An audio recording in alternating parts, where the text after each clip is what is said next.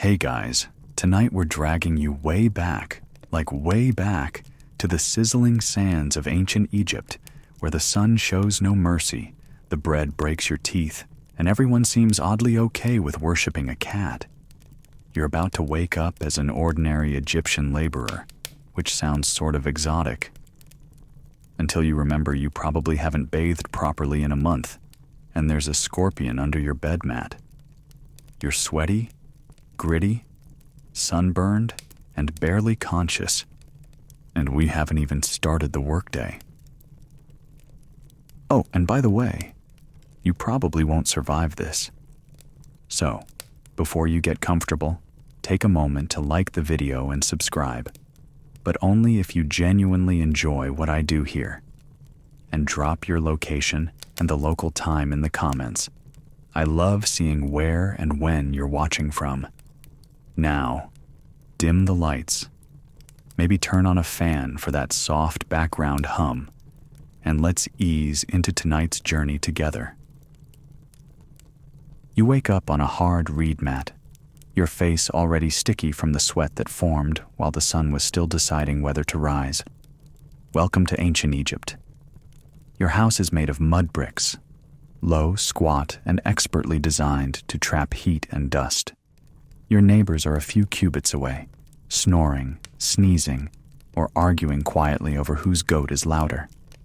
Someone's baby is crying. Someone's rooster is also crying. You're crying a little too, but only on the inside.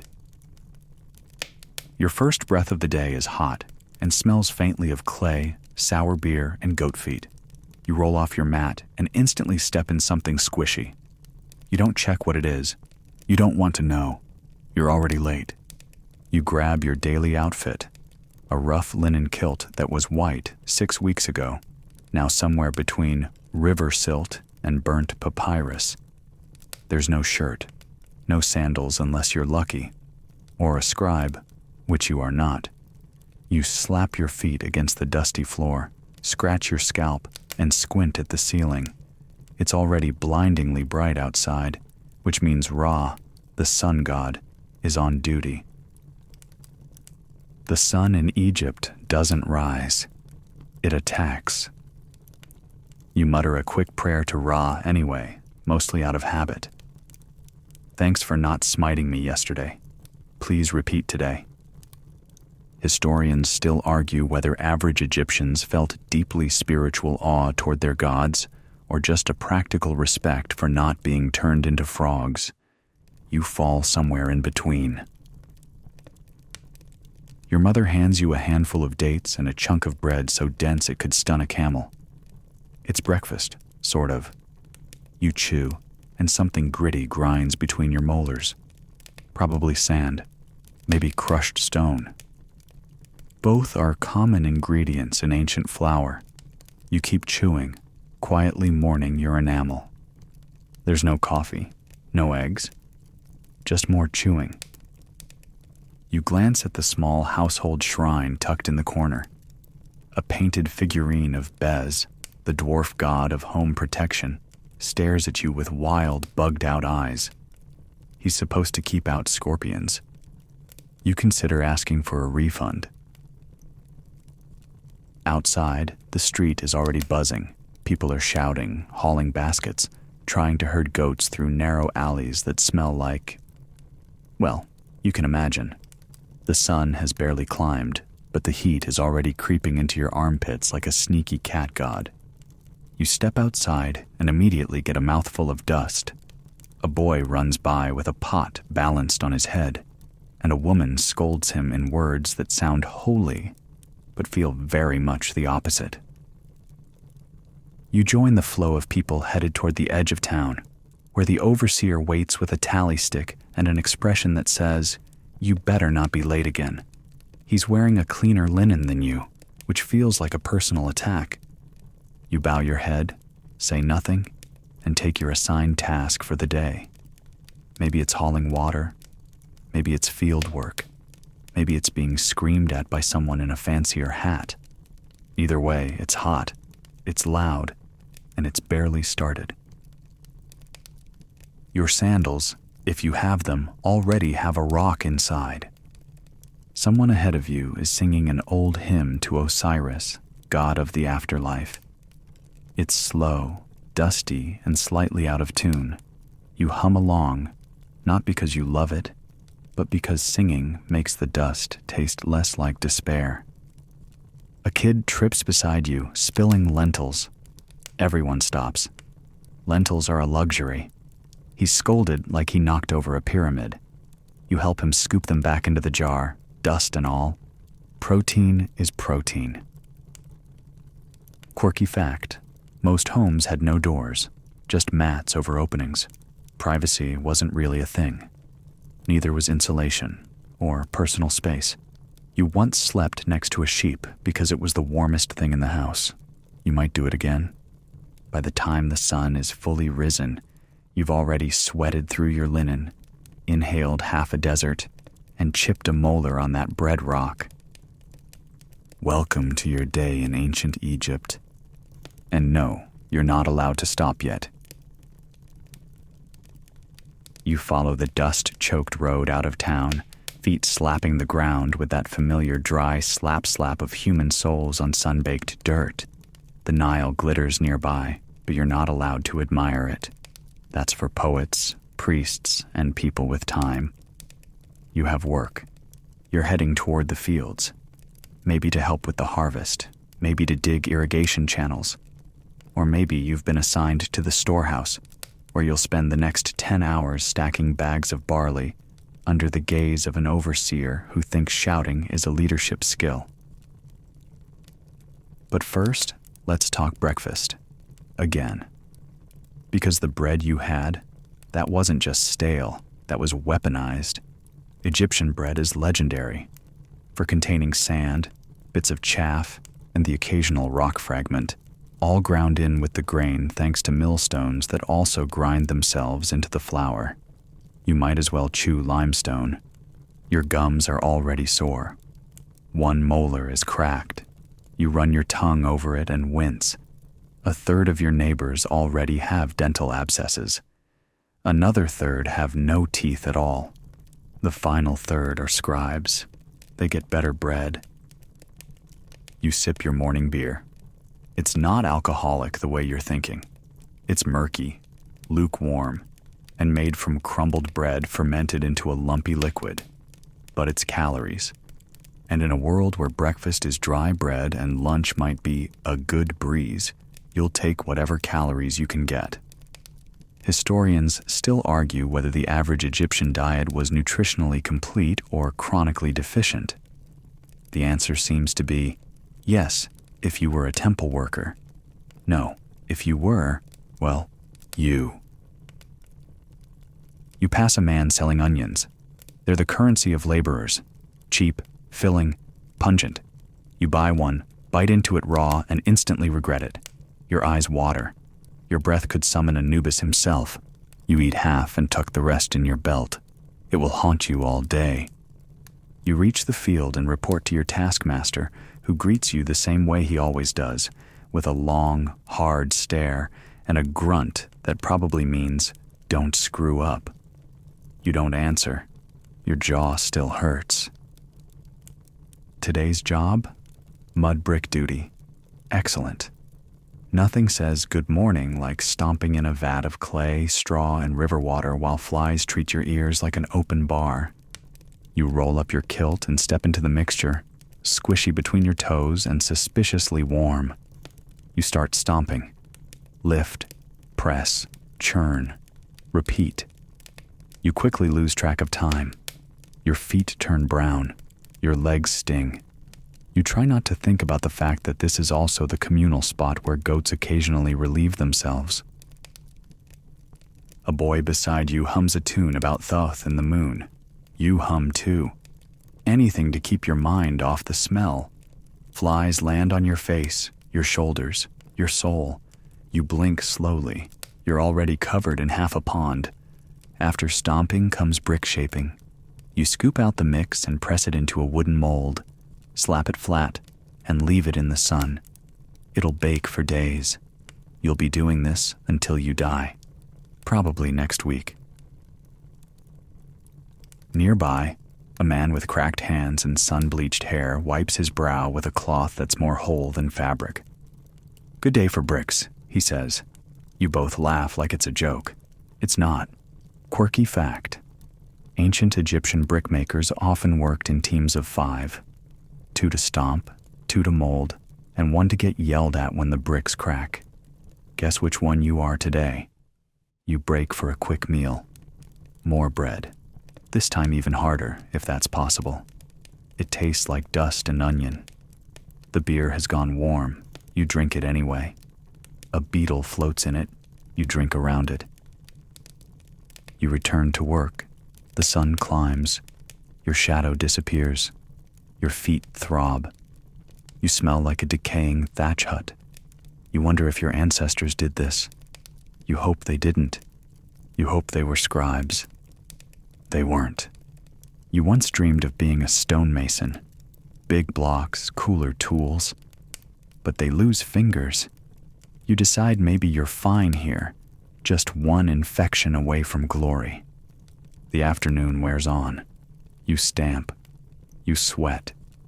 You squint at the horizon. You think about bread. Then you regret thinking about bread. It's a vicious cycle. A camel nearby sneezes. Someone yells. A child runs past with a fish. You don't ask questions. You've seen weirder. As the sun begins its slow descent behind a haze of dust and heat, your supervisor finally waves you off. His hand doesn't mean good job. It means go away before I remember another chore. You rinse your legs in the river. The water's brown and full of things you can't name. You pretend it's clean. You don't care. You watch a crocodile sunning itself nearby. You nod respectfully. It doesn't nod back. You walk home barefoot, sandals long forgotten, soles like leather, stomach growling like a desert lion. You're full of dust, short on teeth, and still tasting onion. And it's only lunchtime. You shuffle back toward your village, under a sky that looks like it's been roasted. Your skin feels the same. Tight, burned, slightly gritty. You've been brushing dried mud from your legs since you left the brick pit, but your knees still look like cracked pottery, and your feet have officially turned into hooves. You pass by a group of women washing clothes in the shallows of a canal. They're slapping garments against flat stones, joking about their husbands, and yelling at a goose who keeps trying to steal soap. The soap's homemade, by the way, animal fat, ash, and possibly divine judgment. The women wear linen dresses just like yours, bleached pale by the sun, stiff with salt, and nearly see-through when wet. You offer a polite wave and keep walking. You're not here for gossip. You're here for the illusion of self-care. You duck into your family's home, a mud brick rectangle with one room, a flat roof, and absolutely no privacy. The air inside smells like oil, sweat, and that one dried fish your uncle insists on hanging above the window for blessings. Time to clean up. First, the linen. You peel it off and inspect it. There's a new rip under the arm. You mutter something unprintable, then pretend it's ventilation. You hang it up and dig out your grooming kit. A wooden comb, a smooth bronze mirror, and a little jar of something that smells vaguely like flowers and very clearly like disappointment. You reach for your sistrum stick, a tool shaped like a curved blade used not for music, but for scraping dead skin and dirt off your body. Yes, bathing in ancient Egypt doesn't involve a tub. It involves friction. You run the sistrum across your arm. Dust rolls off like you're sanding a mummy. Then the oils come out. There's no soap, really. Just sweet-smelling oil, if you're wealthy. If you're not, it's castor or moringa. You rub it in until you look like a human breadstick, then scrape it off again with the blade. Your skin shines. You smell like slightly rancid herbs. Success. Quirky fact, the Egyptians loved cosmetics. Everyone wore makeup, men, women, priests, peasants, even mummies. Kohl eyeliner wasn't just decorative, it was believed to ward off evil spirits and reduce sun glare. You apply yours now with a stick dipped in black paste. You immediately stab yourself in the eye. You blink through the pain and try again. Beauty hurts. Next up, the wig. You keep your head shaved to avoid lice, a perfectly logical choice in this climate. But for social occasions, and by that you mean every time your mother tells you to look respectable, you slap on a palm fiber wig. It's stiff, itchy, and full of secrets. You suspect a beetle lives in it. You dust it with ground galena powder to add volume, then mutter a quick plea to Hathor, goddess of beauty. She doesn't respond. You take that as a maybe. Historians still argue whether ancient Egyptians cared more about cleanliness or the appearance of cleanliness. Judging by the amount of perfume people wear without ever touching water, you're leaning toward appearance. You consider brushing your teeth. Then remember, your toothbrush is a twig with one end frayed and the other end also frayed. You chew it anyway. Your breath smells marginally less like stale beer and onion. You rinse your mouth with natron water, a fizzy mix of salt and baking soda, and instantly regret it. Your tongue feels like limestone. Outside, your neighbor is fixing his kilt with a bone needle. You nod at him. He nods back. Both of you are now approximately 15% cleaner than before. That's peak luxury. Your little sister is scraping lice from her scalp with a stick. She finds one, squashes it, then grins. A good day. You pick up your cosmetics pot, tiny and carved from alabaster, and dab on a bit of green eye paint for special occasions. This shade comes from malachite, and it makes you look, as the scribes say, expensively exhausted. You admire yourself in the bronze mirror and feel smug for about 4 seconds before the wind kicks up and sand coats your face like flour on dough. Makeup. Instantly gone. Dignity. Same. You sigh, wipe your face with the edge of your linen wrap, and decide not to care. Nearby, your cousin is preparing for a ceremony. He's shaving every part of his body, including eyebrows. Why? He's joining the temple staff temporarily, filling in for someone who got stung by a snake or offended a falcon.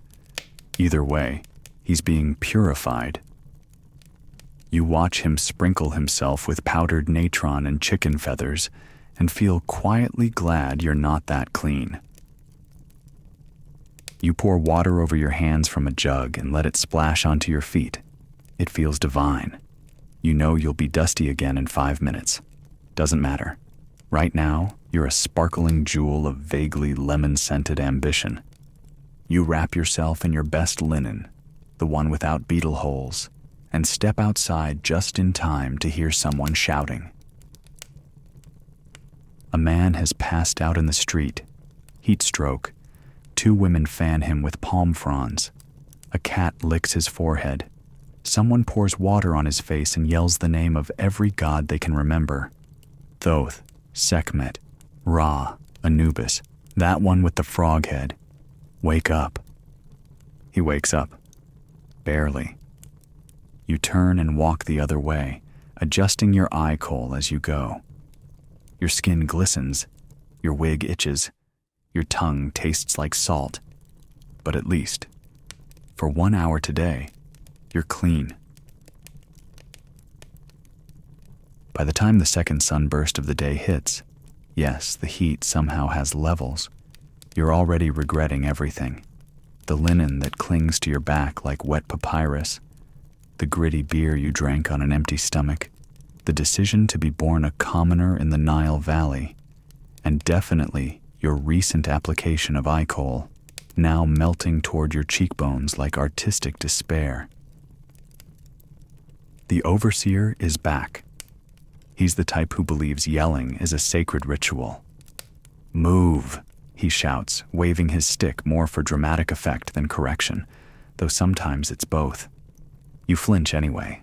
It's instinctual now, like breathing or swatting flies. Today's assignment? Quarry duty. Fantastic.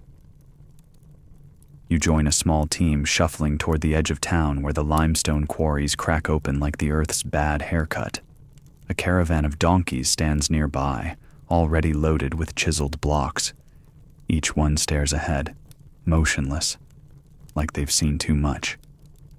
You sympathize. Your job is hauling assistant. That means using a wooden sled and your own body weight to drag blocks of stone across hot sand. Sometimes there's water poured in front of the sled to reduce friction. Sometimes there isn't. Guess which day this is? The moment you grab the rope, your hands remember every bad decision you've ever made. The fibers bite deep. The weight jerks your arms forward. Your feet slide in the sand like a bad dancer mid-collapse. And off you go. Historians still argue whether pyramid workers were slaves or paid laborers. Either way, it's hot, your fingers are bleeding, and you're starting to hallucinate crocodiles in the sand dunes. A man next to you mutters a hymn to Ptah, god of craftsmen. You repeat it because why not? If divine carpentry is the only thing standing between you and a crushed rib cage, you'll take all the help you can get. Eventually, you reach the construction site, an enormous public works project overseen by a man in far too much gold jewelry. His teeth are perfect. You hate him a little. He's pointing at a temple wall that needs plastering. That's someone else's job. You've been directed to the ramp, a massive, dirt-covered incline packed with rollers and angry people. You sigh and start hauling the block up the ramp, moving one wooden roller at a time while someone in a striped headcloth yells timing cues that sound suspiciously like personal insults. It takes hours. The sun rises higher, then higher again. You wonder if it's doing this on purpose. Your lips dry out, your shoulders burn. Someone hands you a palm leaf and calls it shade. You laugh. It falls apart in your hand. Lunch is called. It's not much. A handful of beans, another chunk of rock bread, and a bit of dried fish so salty you'll taste it in your next life. You chew while squatting on a pile of discarded rope and try not to pass out. The wind shifts. You catch the scent of meat from the overseer's tent. Real meat. Roasted. Probably goat. You try to imagine biting it. You cry a little instead. A fly lands on your nose. You let it stay. You're too tired to care. Quirky fact, Egyptians revered cats, but hated flies. Some families would tie fly-shaped charms around their necks to ward them off. You once wore one. The flies laughed. After lunch, it's back to the hall. Now it's bricks again. You're part of a human chain passing baskets of mud and straw to refill the ramp's crumbling edge. You start singing, something rhythmic, something stupid. Others join in. The overseer glares but doesn't stop you. Even he knows songs make the labor bearable. You fall into rhythm. Lift, pass, swat, grit your teeth. Lift, pass, swat, curse the sun. Someone passes out behind you. The chain pauses. A jug of water is brought. He's revived. Barely. The chain resumes. Eventually, mercifully, the foreman calls the end of the shift. You drop the basket like it bit you and stagger toward the shade of a nearby wall. You're covered in dust. Your hair is matted with sweat. Your limbs feel like dried reeds. But the temple wall has grown by one layer. You did that. Your pain, your blisters, your frayed muscles. They're now part of a monument that'll outlive everyone you know. Historians might someday marvel at how it was built. They'll never know it was you, squinting into the sunlight, cursing every block. You trudge back home, feet dragging through loose sand, fingers curled into sore claws. Someone's singing again. You hum along. Or maybe that's just the sound of your ears ringing. Back at the village, someone offers you a sip of date beer. You nod, drink, and wipe your mouth. It tastes like mold and joy. The sun finally begins to dip behind the dunes. You sit on the edge of your hut, skin steaming, eyelids heavy. You helped build something sacred today. You also think your spleen is trying to leave your body. Sleep is going to hit like a falling obelisk. The night is short, the sleep is shorter. You wake with a grunt as something scampers across your leg. Probably a rat, maybe a lizard, possibly divine punishment. You kick instinctively and nearly knock over your sister's water jug. She glares at you in the flickering lamplight. You offer a sheepish shrug. She sighs and rolls over. Forgiveness in your house comes with a grunt and a foot to the ribs. Your back aches in bold, innovative ways. Muscles you forgot existed have joined a protest. You roll off the mat, stretch like a wilted reed, and scrape a thin film of sleep crust from your eyes. Your wig, thankfully removed last night, is nestled in a clay bowl and still smells faintly of cinnamon and despair. You hope today is easier. It's not. Your name has been added to a temple construction list. Again, you squint at the overseer's assignment board and see your fate written in ink. You suspect someone's taking bribes to keep you in rotation. Probably the guy with both eyebrows intact. You chew your morning bread slowly, jaw clicking audibly. Today's batch is drier than usual. You gnaw like a dog on a sandal and chase it with beer that has acquired a pleasant sourness. Or possibly just aged poorly. Either way, it's wet. You shuffle through town toward the temple site, half asleep and wholly unamused. This particular temple is dedicated to Amun-Ra, which means it's huge, covered in gold leaf, and designed to impress everyone except the people actually building it. Its columns are taller than anything you've ever seen, decorated with hieroglyphs you can't read, and statues of gods who look like they bench press elephants. Your job? Carry plaster and water up narrow ramps while avoiding being trampled by oxen, shouted at by junior scribes, or struck by a falling chisel. You've experienced all three. You sling a jug of water over your shoulder. It leaks down your back. You tell yourself it's refreshing. You lie. You pass a wall covered in carvings, pharaohs smiting enemies, gods handing out crowns, nobles being blessed with eternal life. You wonder if there'll ever be a carving of you, hauling sloshing jars and muttering curses in the shadow of divine architecture. Probably not. You arrive at the plaster crew, where a foreman with a voice like grinding stone tells you to carry faster, not better. Inspiring. You join the line of workers moving buckets, bricks, and boards. The sun is merciless. You have sand in places that defy geometry. Your feet leave sweat prints on the stone, and your palms develop the early signs of a new blister colony. You pause to scratch your arm and immediately get barked at. You resume, scratching with your elbow as you walk. Multitasking, ancient Egypt style. Someone nearby starts a work song about Set stealing Ra's sunboat. It has questionable lyrics and an enthusiastic rhythm. You join in on the third verse and nearly drop your bucket laughing. Then you see the scribe. He's sitting in the shade, reed pen in hand, cool cup of wine by his side, and an expression that says, "I've never touched a shovel, and I never will." He's taking notes. On you. You stand up straighter. Smile faintly.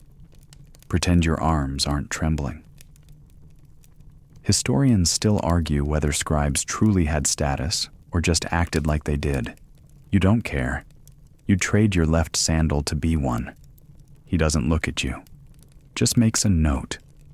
Probably Worker 41 grimaced weirdly.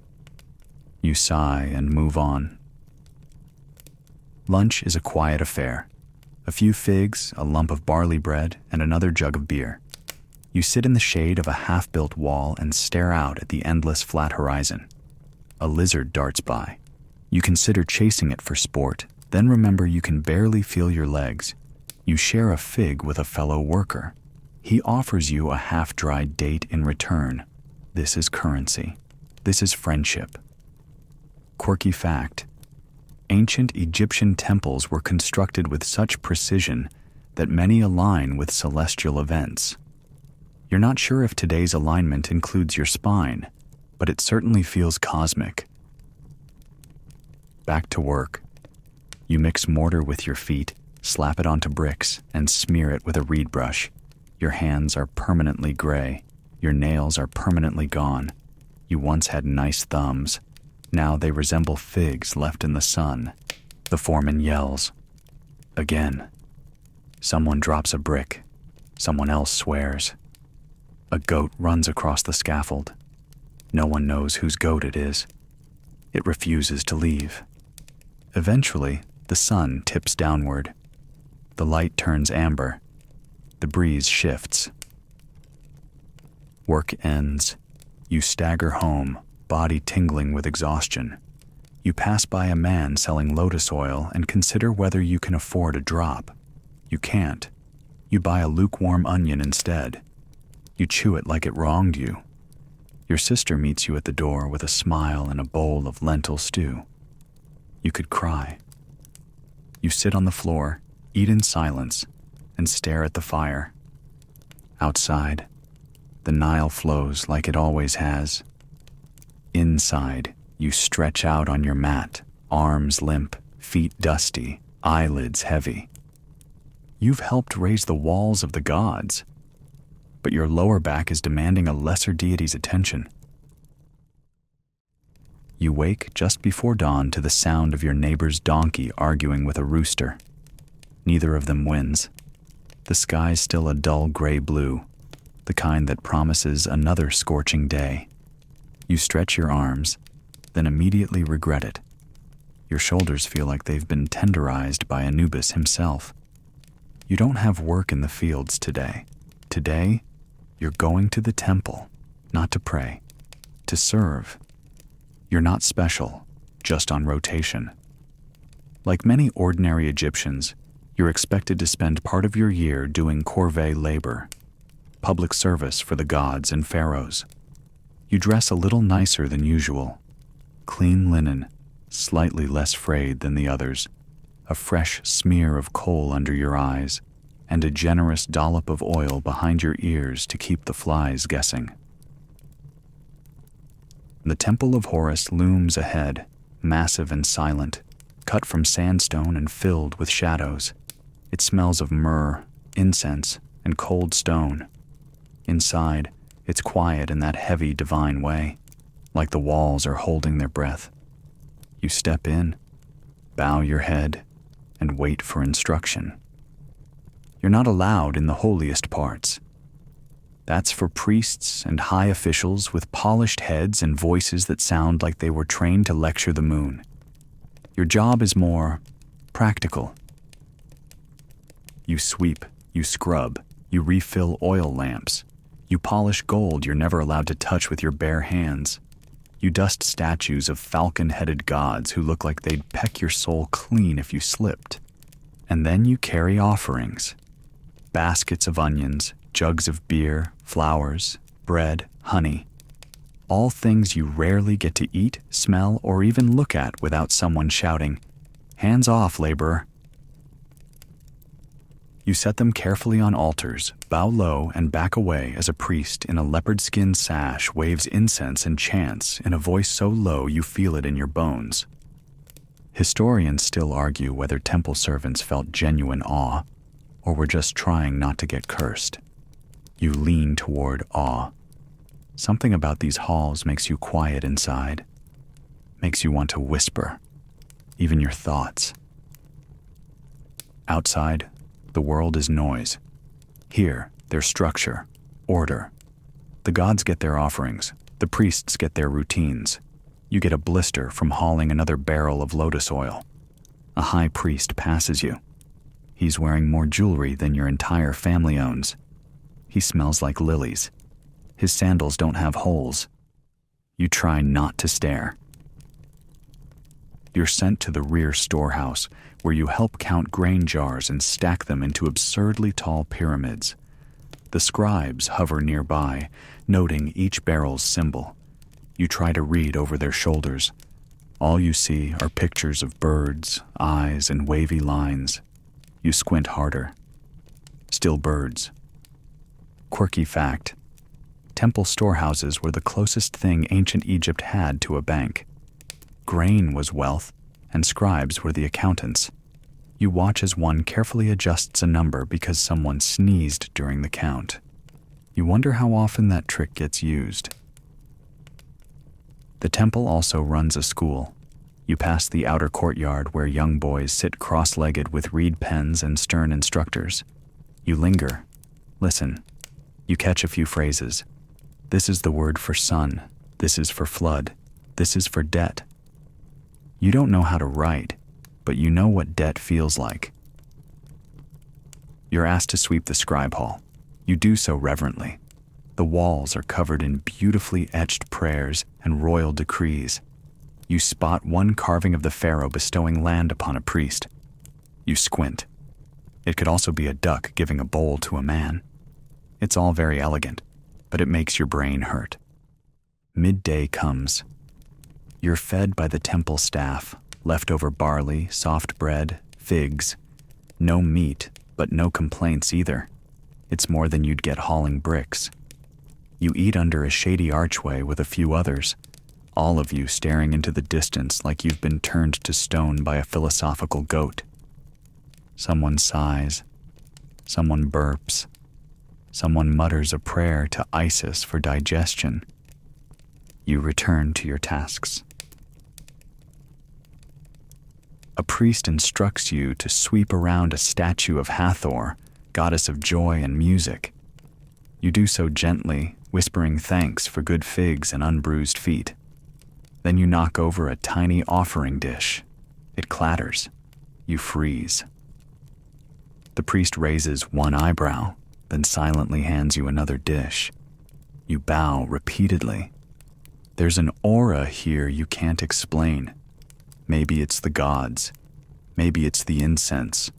Maybe it's just that no one is yelling at you for 5 minutes.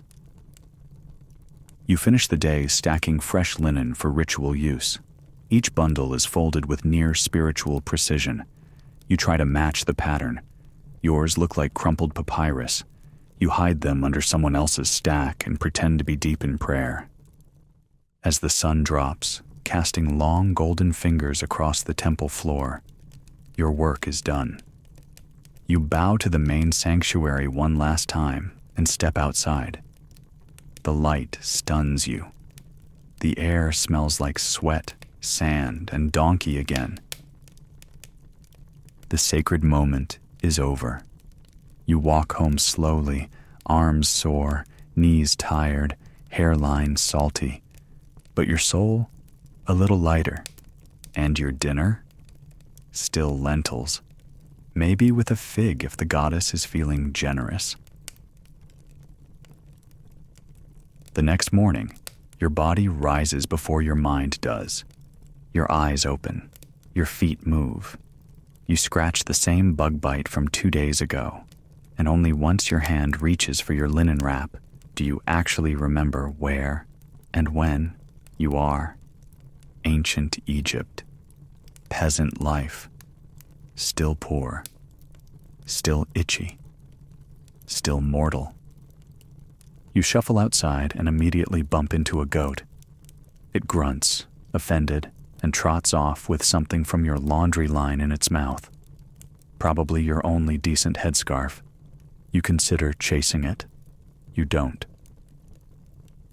Today is market day. That sounds exciting until you remember what that means. Bartering under the unfiltered sun, navigating donkeys with no sense of personal space, and haggling over a basket of onions with someone who will absolutely accuse you of witchcraft if you win the deal. You splash your face with water from the shared jug, warm, a bit green, but mostly water. You spit out the taste and check your reflection in a bronze mirror that distorts you into something between a fish and a nobleman. You smooth your eyebrows and decide to move on. You head out with your cousin, carrying a small woven basket containing your weekly hopes, a few eggs, some garlic, and a cloth pouch that might still have lentils in it. You're not entirely sure. It crinkles like something promising. The village market is already buzzing. Stalls made of poles and fronds dot the square, with vendors yelling about fresh fish that smell anything but, good dates that have clearly been chewed by a camel, and baskets of onions so potent they could stun a crocodile at 20 paces. You pass by the scribe's booth first. He's lounging on a stool, writing names and measuring grain for taxes. People hand him bundles, mutter complaints, and leave either poorer or significantly more anxious. You stop to watch.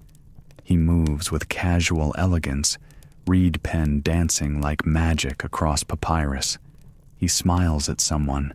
They give him beer. You sigh deeply. Historians still argue whether scribes truly held power or just clung close to it. From where you stand, they don't cling. They cruise on luxury barges made of ink and smugness. You turn to your cousin. Maybe I should learn to write. He snorts. You're 20. That's too old. You squint at the scribe. He's eating honey bread now. I'd start today. You move on to the bartering circle. A woman is holding a goose and shouting at a man about its price. The goose honks aggressively. You make a wide circle around them. Next, you spot an old man with baskets of dried fish and a smile full of missing teeth. He offers you one for half your garlic. You inspect it. It smells like sadness. You decline politely. You manage to trade your eggs for a small ball of goat cheese wrapped in a leaf. It's squishy and a bit warm. You cradle it like treasure. Quirky fact: Egyptian peasants often used fermented fish or onion paste as condiments. Some say it adds flavor. Others say it adds trauma. You once tried some. You still have nightmares. You find yourself staring at a booth with linen scraps and cheap amulets. One, shaped like an ankh, glints in the sun. The seller insists it brings long life. You resist the urge to laugh. You buy a small reed whistle instead, for your youngest sibling, who hasn't smiled in a while. It costs 2 lentils and half a garlic clove, possibly the best deal in Egyptian history. Midday arrives. The square smells like sweat, spices, and sunburn. You retreat to the shady side of a wall and chew on a dried fig. It's sweet, gritty. You discover half a sand grain in it. You keep chewing anyway. You overhear a conversation nearby. A man is accusing his neighbor of stealing a goat. The accused man counters that the goat wanted to live with him. Someone laughs. The scribe is summoned. He arrives, looking bored and important. A judgment is made. The goat stays where it is. The neighbor owes 3 onions. Everyone nods. Justice. You remember your neighbor's goose from earlier and wonder how many onions that dispute cost. You head home with your cousin, baskets slightly heavier, wallets slightly emptier. The road is dry. The air buzzes with cicadas. A lizard races across your path. You consider following it into the dunes, becoming a hermit, writing your memoir on palm bark. You get home instead. Your mother eyes the cheese with deep suspicion. Your sister grabs the reed whistle and immediately starts tooting it. Everyone regrets this instantly. You sit down beside the fire pit and stretch your legs. Your knees crack. Your shoulders slouch. You smile faintly. You didn't build a temple. You didn't harvest barley. You didn't haul a stone. But you bartered. You haggled. You acquired squishy cheese. You lived. You wake up the next morning with a stomach ache. Not the kind that comes from overeating, don't be ridiculous, but the more traditional Nile side variety, cramping, churning, and full of ancient bacterial ambition. You sit up slowly, clutching your gut, and glance over at the half-eaten goat cheese from yesterday. It glares at you from its wilted leaf wrapper. You glare back. You both know who's responsible. Outside, a breeze flutters through the open doorway. You hope it's a cool one. It isn't. You stagger out into the sun, which is already in personal attack mode. Your neighbor is crouched in the street with a jar of something that smells like garlic and vinegar. She sees your face and nods knowingly. "Nile belly," she says. You nod weakly. "Just a little." She hands you a lump of something gray-green and chalky. "Eat this. It settles your insides." You bite it.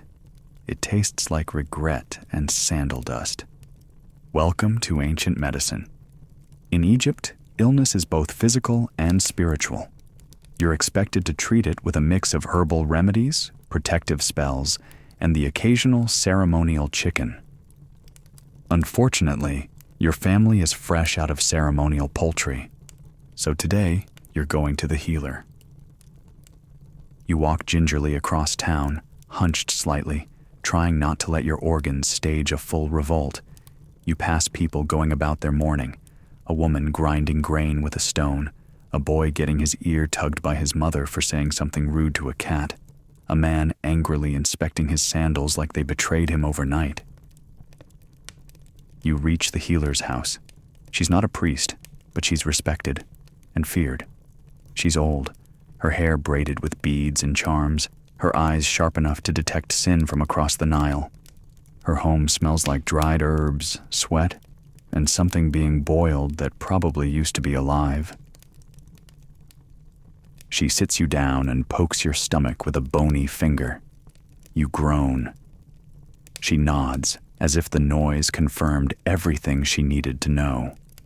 She rummages through her baskets and pulls out a little jar. "Drink this." You do.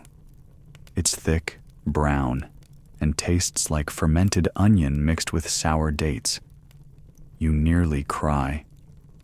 She chants something in Old Egyptian, sprinkles a pinch of salt over your shoulders, and smacks your head lightly with a stick.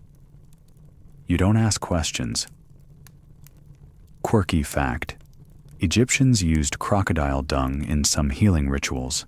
You try not to look too closely at the paste she's smearing on your wrists. Best not to know. She gives you a papyrus scroll fragment with a spell written on it. You can't read it, but you're instructed to sleep with it under your mat and recite it aloud at sunset while chewing mint. The mint, thankfully, tastes better than the mud soup. Historians still debate whether Egyptian medicine was ahead of its time or just a confident blend of herbs and hope. Truth is, some remedies work, some don't. And sometimes you just need someone to shout at your illness and feed you honey. You leave with a slightly lighter belly and a deeply confused palate. The walk home is slow. You feel a little better, but your energy is leaking out of you like water from a cracked jar. You pass the temple again, and briefly consider crawling inside to beg for divine digestive intervention. But then you remember yesterday's priest, who looked like he'd fine you 3 onions just for breathing wrong. Instead, you collapse into the shade of your home and drink from a jug of water left cooling in a pit. It tastes like river and hope. You wipe your mouth and breathe deeply. Your mother sits beside you with a bowl of weak lentil stew. You take a few careful sips. She pats your shoulder. That's comfort, Egyptian style. Your younger brother, not understanding your pain, is making mud dolls again. He's shaped one like a priest and is now feeding it dirt. You appreciate the symbolism. Later, you lie on your mat and watch a fly circle overhead, like it's plotting something. The scroll fragment lies under your blanket, waiting to be activated. You whisper the spell once, tentatively. Nothing happens. You whisper it again, more confidently, while chewing the mint she gave you. Your stomach rumbles ominously, then quiets. You close your eyes. Maybe it's working. Or maybe your body just gave up trying to revolt. You wake a little later, the room dim. The sun's gone behind the wall, and the air feels slightly cooler. You feel not great, but better. The kind of better where you could maybe eat a fig without consequences. You take it slow for the rest of the evening. No running, no excitement, no cheese. Your sister offers you a bite of salted fish. You decline with heroic restraint. She raises an eyebrow, surprised. You raise your hand dramatically. Nile belly, you say, as if you've survived something mythic. Quirky fact. Ancient doctors often combined real science with magic. They'd use honey to clean wounds, highly effective, and also recite spells to banish the demon from the blood. Two-pronged treatment. You appreciate the thoroughness. By nightfall, your gut has calmed, your limbs have stopped trembling, and your soul has returned to your body. You fall asleep listening to the hum of insects and the distant muttering of your brother giving his mud priest a trial for blasphemy. Your body still aches. Your mind is foggy. But the worst has passed. You lived through a plague of the intestines, and you didn't need a ceremonial chicken. You wake to the sound of shouting. Again. Not the usual goat-related squabble or someone yelling at the sun. It's serious shouting this time. Low, urgent, punctuated by the clatter of something being dragged through the dust. You roll off your mat, peek outside, and spot a crowd forming near the grain store. Someone's been caught stealing. In a village where everyone lives half a basket away from hunger, grain theft is a sacred offense. You throw on your tunic and walk toward the gathering, keeping to the edge like a lizard watching a sandstorm. You see the accused, a scrawny man in his 30s, dusty, trembling, staring at the ground as 2 guards push him toward the center. A pot of barley sits nearby, clearly pilfered, clearly his. No one's arguing that part. The judge is a local official, an older man with a shaved head, an elaborate sash, and the look of someone who spent a lifetime perfecting the art of silence before saying something devastating. He steps forward, arms crossed, and begins asking questions. Did he act alone? Where did he hide the rest? Does he understand the weight of what he's done? The accused mumbles, claims he needed it for his sick child. No one speaks. Everyone listens. You shift your weight. Your stomach makes a noise like it's reconsidering its loyalty. Now the scribes arrive. 3 of them, robes bright, eyes sharp, scrolls ready. They set up just behind the judge like they've been summoned by divine bureaucracy. One starts recording the proceedings. Another begins tallying damages. The third simply stands there, looking smug. Historians still argue whether scribes were servants of justice or simply servants of order. You think they were servants of paperwork. Beautiful, neat, impenetrable paperwork. The scribe with the tally stick leans over to the judge and whispers. The accused winces. He knows the real sentence will come from that whisper. You know it too. And then the shouting begins again. Not from the crowd, but from the accused. He points at another man, says he was coerced, says he didn't act alone. The other man lunges at him. The guards step in. A pot gets knocked over. Grain spills like sand. The judge raises a hand. Silence. He speaks slowly, clearly, as if he's delivering a temple prayer instead of a verdict. The accused is to be lashed, 10 strokes, and banned from the storehouse, a severe punishment, but not death. Everyone exhales. Some nod. A few frown. You don't move. Then, something unexpected. The scribe closest to the judge leans in again and adds a note. The judge agrees. The accused must also donate 1 week of labor to the temple as penance. Grain for grain.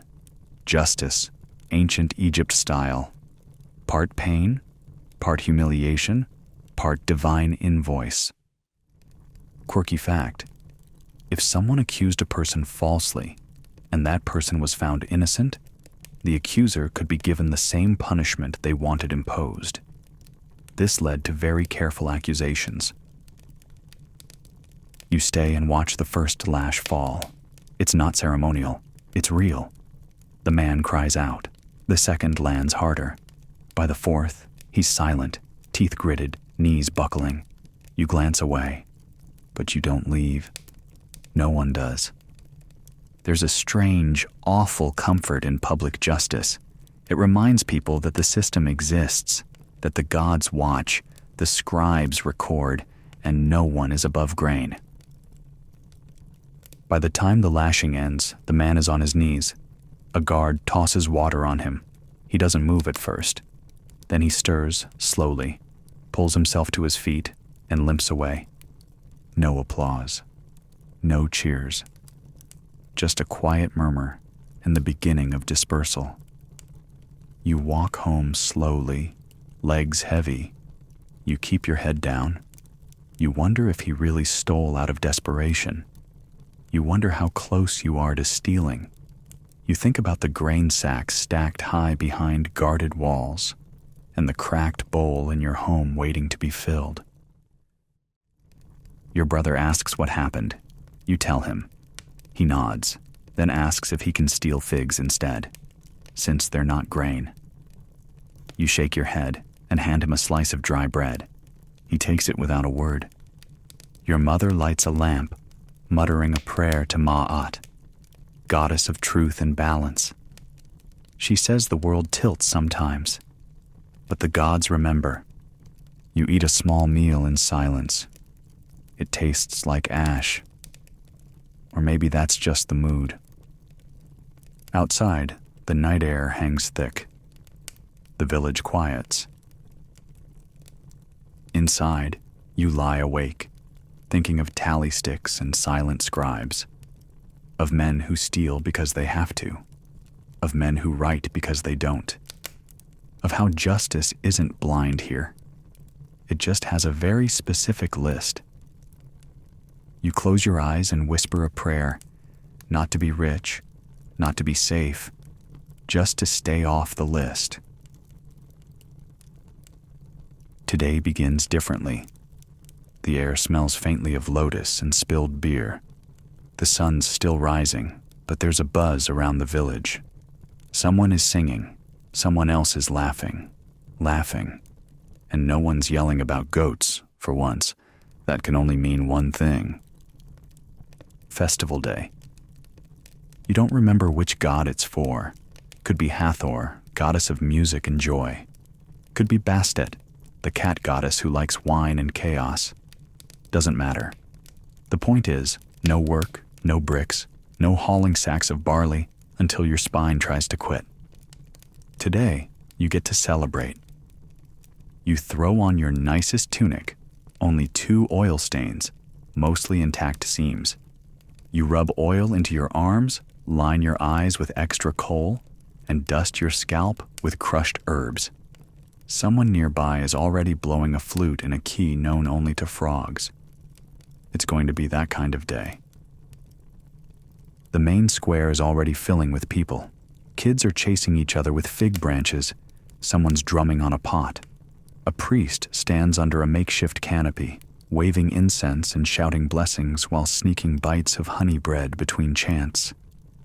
The smell of roasted fish wafts through the air, making your stomach growl like a temple lion. Quirky fact: Egyptian festivals often included sacred processions, drinking, dancing, and, when Bastet was involved, staggering home and pretending you remember what happened. Some say the goddess wanted you to lose control now and then. You plan to honor her thoroughly.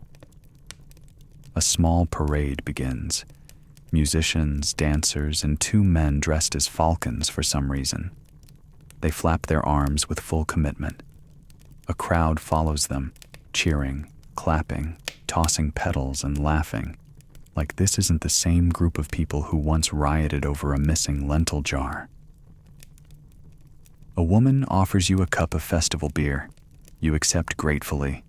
It's strong, sweeter than usual, and definitely mixed with something exciting. You take a second cup, then a third.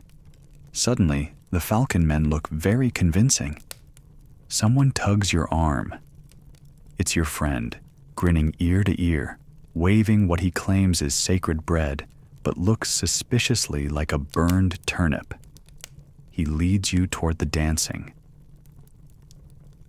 Now, dancing in ancient Egypt isn't like modern parties. There's rhythm, yes, but there's also intense meaning behind every gesture. Hands pointed toward the gods, hips swaying in circles to mimic celestial order. Or maybe that's just what the priests say. Everyone else is just moving. You join in. You clap, sway, stumble once, laugh, keep going. The music loops endlessly, sistrums rattling, flutes squealing, drums pulsing like a second heartbeat. You're lightheaded, you're joyous, you forget your blisters. Historians still argue whether festivals were truly joyous community events or tightly choreographed tools of state religion. You're 3 drinks in and couldn't care less. As the sun climbs higher, the dancing slows. People sit in clusters, passing cups and stories.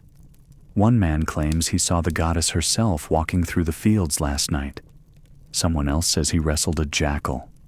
You nod politely and eat another fig. You help yourself to festival stew. Rich, savory, suspiciously meaty. You ask what's in it. The woman smiles. Don't. You take another bite. Your cousin is trying to juggle 3 onions. He drops them all, then bows dramatically. Applause. Kids are tossing carved wooden toys shaped like hippos. One breaks against a wall. No one cares. A dog steals part of a bread offering. It's chased by 3 children and a priest. The priest wins. You lean against a tree and sip more beer, your stomach full, your eyes heavy. Someone hands you a flower garland. You wear it like royalty. You are, for today, the pharaoh of doing absolutely nothing. The music picks up again. You join the circle of dancers once more, limbs loose, sandals long forgotten. A woman spins beside you with a basket on her head and perfect balance. You try to mimic her. You nearly fall into a basket of figs. You laugh so hard you nearly cry. By late afternoon, things get fuzzy. You're lying in the shade.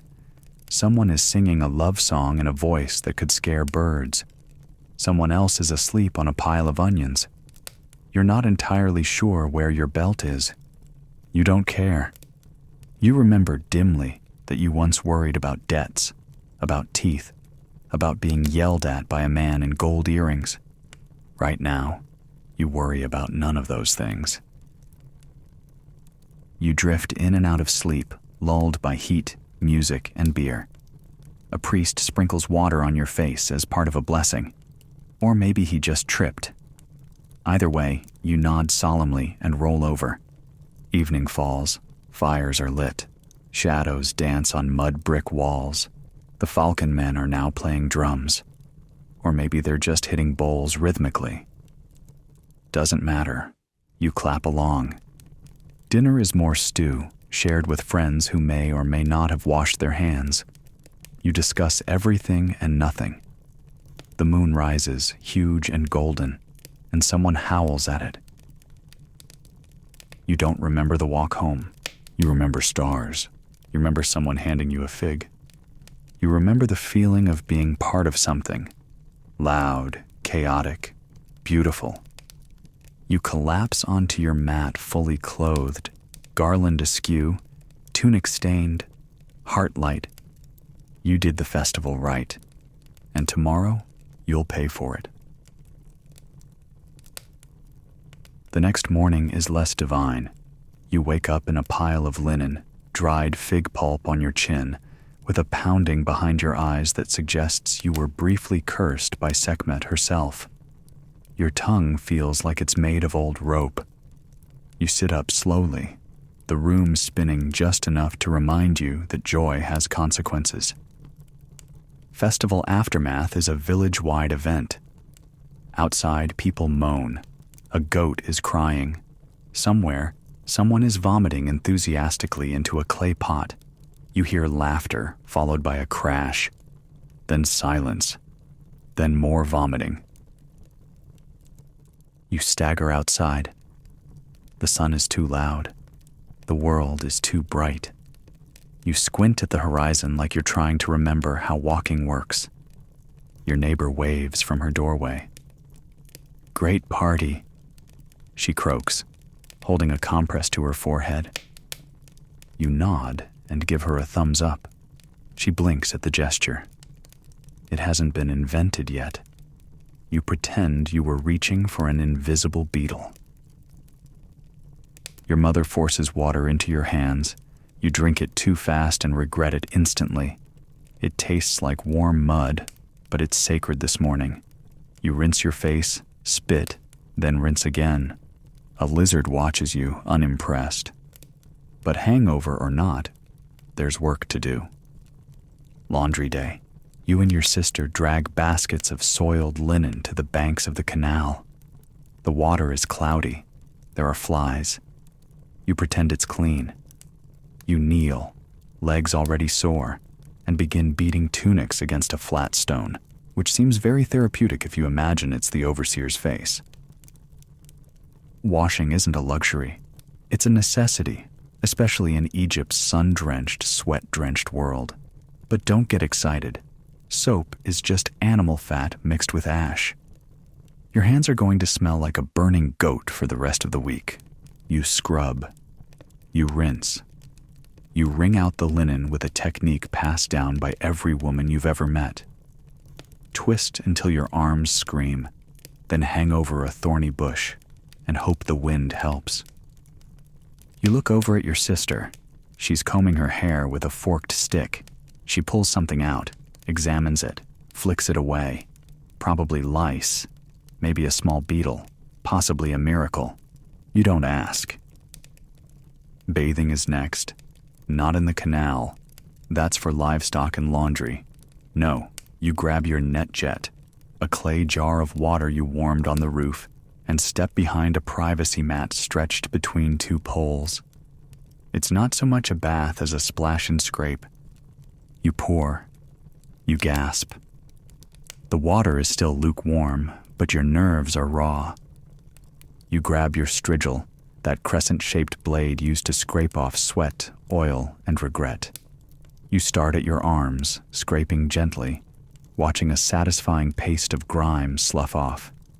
You rinse, scrape again, then oil up with something that smells like crushed thyme and camel.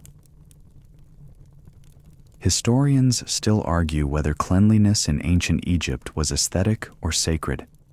You argue that anything reducing the chance of a skin infection is sacred enough. Your hair is short. Most Egyptians kept it cropped to keep lice at bay, but you still apply some castor oil to keep it shiny. Your cousin uses crocodile fat. You once asked him why. He said, "It terrifies the fleas." Once bathed, you dress in clean linen. It feels strange, too smooth, too white. It won't last, but for now, you feel like royalty.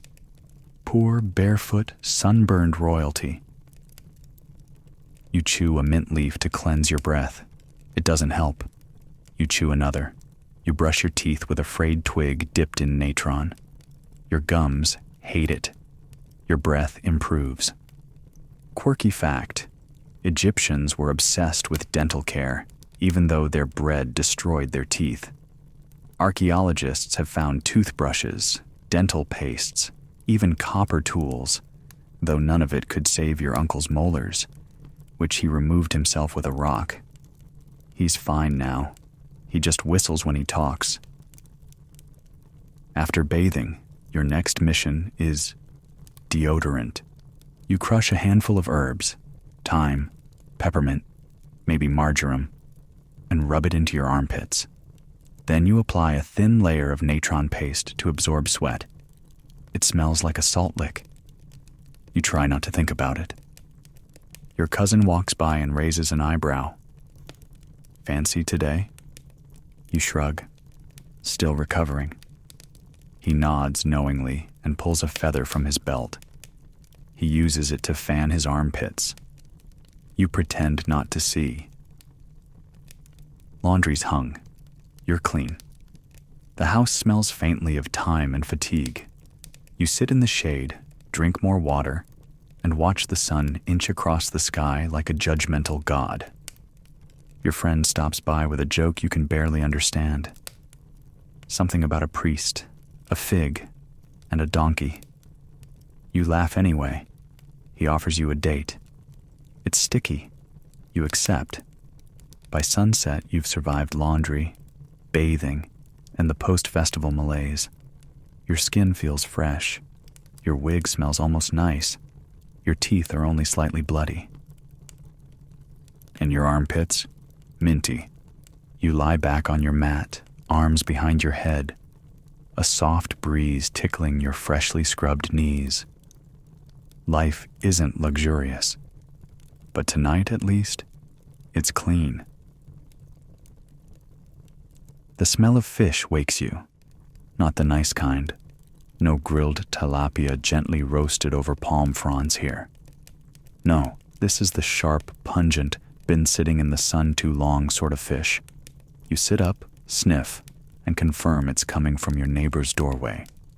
He's got a small pile of dried perch stacked like sacred offerings on a mat, and he's fanning flies off them with a bundle of reeds tied together with string and sheer stubbornness.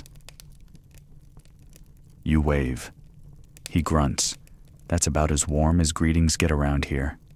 Today's about family business, which is to say, your aunt's daughter is getting married, and your mother has roped you into helping prepare the ceremonial meal, the hut, and every detail in between. Weddings in ancient Egypt are not enormous state occasions unless you're royalty. For regular people, it's more like an organized mess involving lentils, sandal polishing, and a lot of nervous glancing. You help sweep out the family's hut, one room like yours, but tidier. You stomp at least 3 scorpions and a beetle pretending to be sacred. The groom arrives shortly after, carrying his entire dowry in a basket. A few linen cloths, 2 jars of oil, and a cat. The cat is either symbolic or just bored. It stretches and begins chewing a sandal.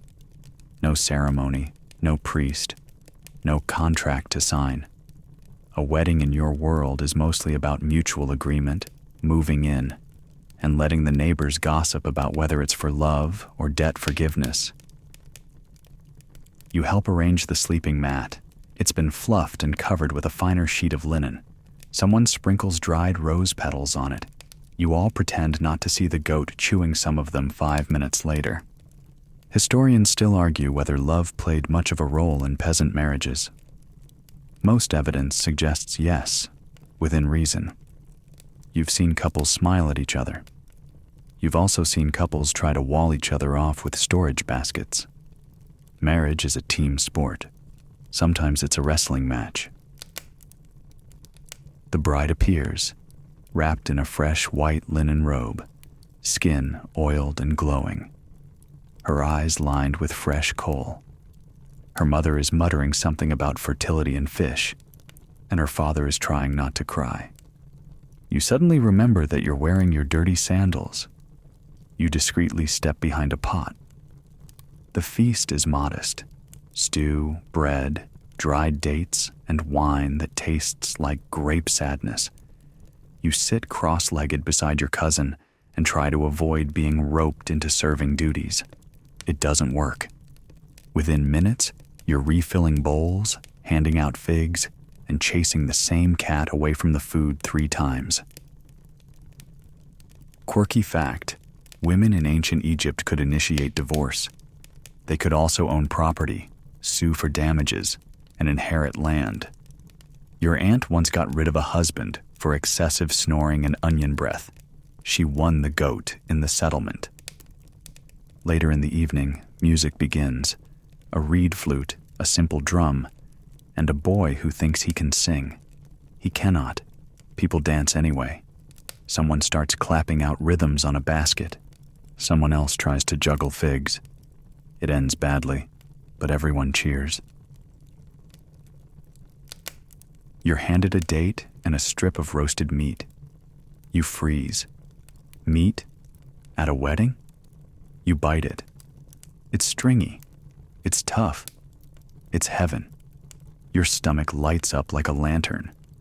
You savor every fiber. As night falls, torches are lit, casting long shadows on the hut walls. The newlyweds retreat inside. Everyone pretends not to notice. The party keeps going. Laughter, music, clinking clay cups. Someone suggests a drinking contest. You decline. Once was enough. Your sister leans over. You think you'll ever get married? You shrug. Maybe, if someone offers me a solid fish and a clean mat. She nods. Aim high. Eventually the music fades. People drift home. You help clean up.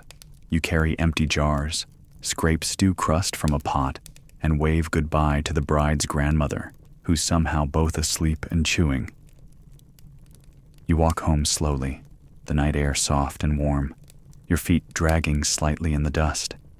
You think about the day, the simplicity of it, the closeness of it, the messiness that somehow still felt right. You pass a fig tree and pause to pick one. You eat it in 2 bites, sticky fingers and all. You lie down on your mat and stare at the ceiling. You don't dream of palaces. You don't dream of gods. You dream of roasted meat, cool linen, and someone humming off-key in the dark. And maybe a goat that doesn't eat your wedding decorations.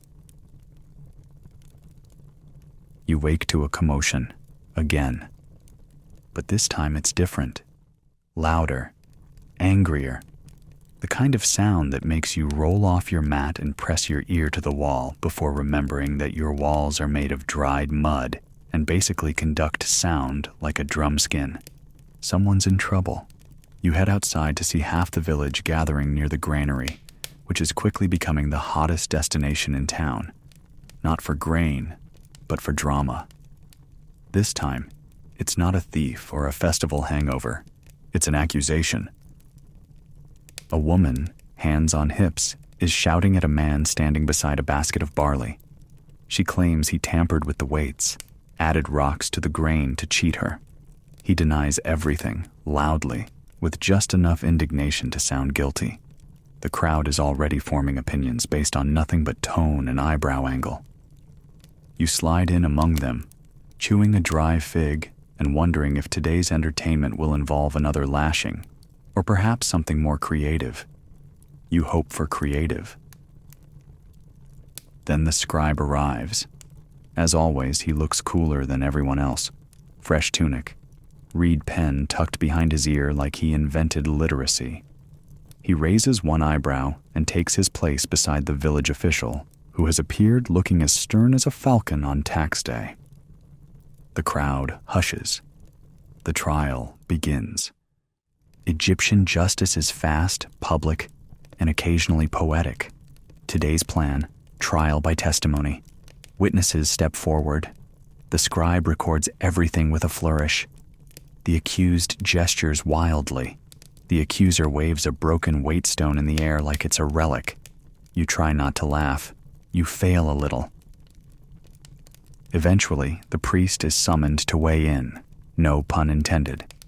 He sniffs the basket, mutters a prayer to Ma'at, goddess of truth, and declares that deception has indeed taken place. The crowd gasps. Punishment time. The village official nods to the guards. The man's head is shaved on one side, a traditional marker of shame, and he's sentenced to carry water from the canal to the temple steps every morning for a week. Not terrible, but definitely humiliating, and very public. Quirky fact: in some periods, Egyptians held animal trials. If a pig killed a child, it might be publicly executed. If a monkey damaged temple property, it could be symbolically flogged. Justice was thorough and very, very literal. The man mutters under his breath and staggers away, already calculating how many buckets he'll spill on purpose. You wander off as the crowd begins to disperse, but not before overhearing a teenager shout, "Don't trust him with your grain or your sandals." The burn is solid. The delivery is rough. The old woman beside you claps. By midday, the square is quiet again. The sun is punishing. You find shade under the fig tree and sip beer that's been warmed by the sun and possibly flavored by yesterday's optimism.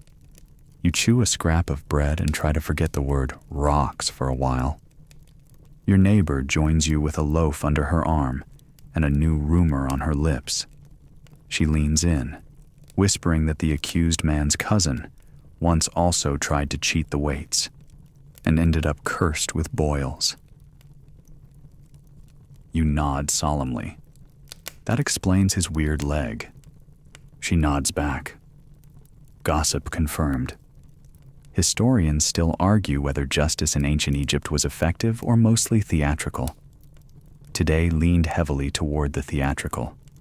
But then again, everyone in the village will be talking about weights and truth and Ma'at for days. Maybe that's the point. Later, you help your father fix a cracked water jug. It's a slow process. Clay, sun, patience. He tells you about a time when someone forged a tax receipt and got thrown into a ditch full of bees. You ask if that really happened.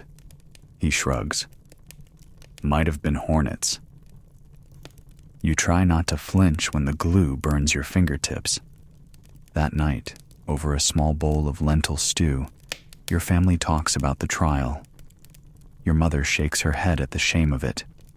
Your brother practices his indignant voice in case he's ever wrongly accused of stealing onions. You remind him no one would steal his onions. He throws a chickpea at you. You stretch out on your mat and think about fairness. You think about Ma'at and her feather. How every Egyptian hopes that when they die, their heart is lighter than that feather. You wonder how heavy your own feels right now. You wonder if one tiny lie about barley could tip the scale. You drift off wondering who'll be in trouble tomorrow. And if, just maybe, it'll be your turn. You wake before the sun, not because you're eager, but because a child is crying somewhere nearby and the rooster has apparently hired backup. A second bird joins the chorus, shriller, angrier, slightly offbeat. It's a rest day, technically. But here, rest doesn't mean hammocks and quiet reflection. It means not being in the fields, not hauling stone, and only doing the 100 other things you've been putting off all week, like sharpening tools, fixing sandals, patching that one wall in your house that's looking suspiciously droopy, and maybe, if you're lucky, spending a few minutes pretending to rest before someone finds you. Your mother reminds you it's a feast day, another one. They're as common as flies and nearly as exhausting. Today honors Osiris, or maybe Anubis. You're fuzzy on the details. What you do know is that it involves ritual fasting, candle lighting, and trying not to chew anything between sunrise and the first official bite of blessed bread. You already regret everything. The priest's assistant walks through the village banging a stick on the ground to wake everyone. You consider throwing your sandal at him. Instead, you sit up and drink a little water, lukewarm, slightly smoky, but wet. You swish it around your mouth like it's wine. Breakfast is off limits. You chew a mint leaf and pretend it's a fig. Your stomach protests immediately. You whisper to it, "Not today, please." The temple bell rings. It's time for procession. You throw on your cleanest tunic and grab a sprig of palm. You join the shuffling parade heading toward the temple square, bare feet in dust, sleepy chants rising with the morning mist. The priest stands at the head, flanked by two boys holding smoking censers and looking like they'd rather be wrestling goats. You kneel with the others, head bowed, as prayers are offered. Long, rhythmic, half-sung. You understand every fourth word, maybe fifth. The priest lists things to be thankful for: the river, the harvest, the gods, the health of the pharaoh. You silently add, not having to carry bricks today. Then comes the fasting part. For the next several hours, you're meant to abstain from food, loud laughter, and impure thoughts. 2 out of 3 is your realistic goal. You walk back to the house slowly, hands clasped behind your back like you're trying to suppress temptation. Historians still argue whether peasant participation in religious rituals was purely obligatory or deeply meaningful. You suspect it depends on whether the priest is watching. Back home, your sister is already grinding grain, quietly. The oven stays cold. The stew pot remains upside down. You eye it longingly. The only work allowed today is religious. You help your father clean the family shrine, a clay statue of Isis, 2 smoothed stones, and a little bowl for offerings. You refill it with a few crushed dates and a splash of beer. Your brother drinks the beer when no one's looking. You swat him. He belches a hymn.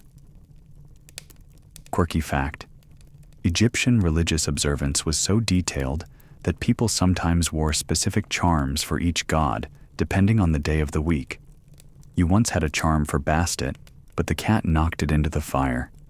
You decided that was the charm's final lesson. Midday passes slowly. You nap. Sort of. The sun is too loud. Your stomach is louder. You watch a gecko crawl across the wall. It stops, blinks, and continues on like a tiny prophet. You nod to it respectfully. Then comes the feast. As the sun lowers and the priest declares the fast lifted, families emerge with trays. Most are humble: lentils, barley cakes, dried fish, onions. A few richer families offer dates or stuffed figs. The village square fills with people seated on mats, sharing bites and stories, and the relief of chewing. You eat slowly, reverently. Your bread is soft today, freshly made, Your lentils are warm. You dip a bit of it into the fig paste and chew like someone finally handed you the secret of joy. You lean back, belly full, arms behind your head. You watch the torches flicker.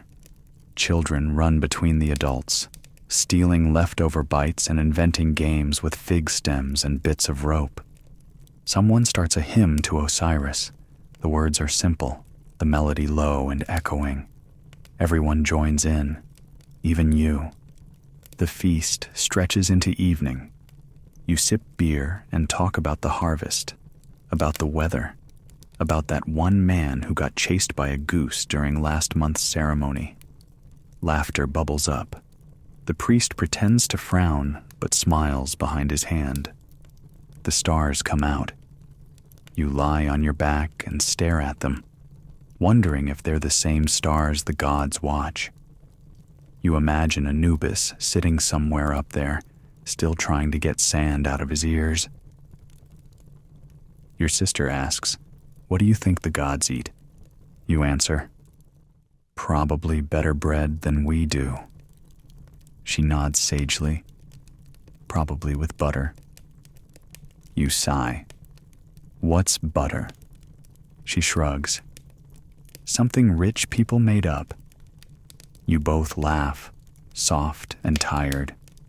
You head home under the moonlight, feet dusty, stomach warm, spirit soothed. Not from food alone, but from the feeling that, for a day, you lived among your people with peace, without toil, with purpose.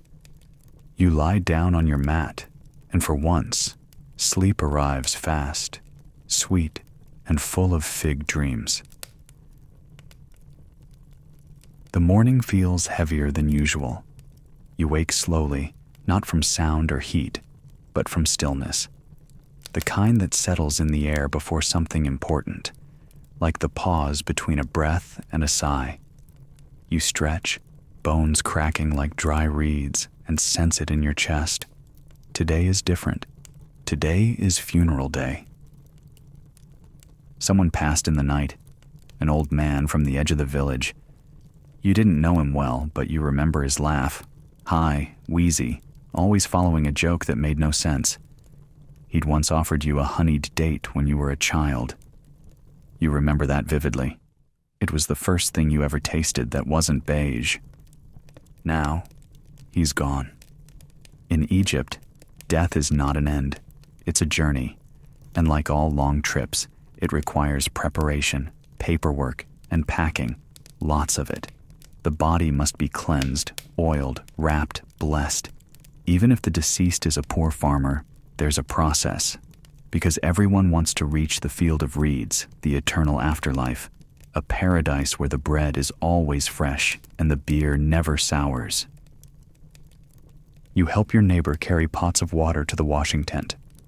The family can't afford full mummification, but they've saved enough for an abridged version.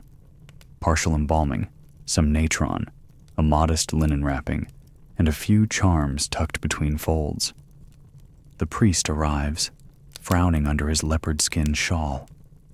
He begins reciting passages from the Book of the Dead, or what parts he can remember. You recognize some of the lines.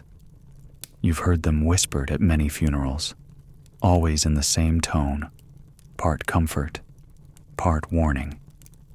Let the heart be light. Let the mouth be pure.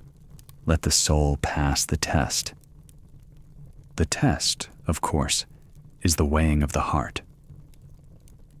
You imagine it, the soul of the old man standing in the hall of two truths, flanked by gods. Before him, a scale. On one side, his heart. On the other, a feather. Mahat's feather, symbol of balance, justice, truth. If the heart is heavier, if it's bloated with lies, guilt, unkindness, it's tossed to Amit, the devourer, part lion, part crocodile, part hippo. All nightmare, no afterlife, just eternal nothing. You shift uneasily.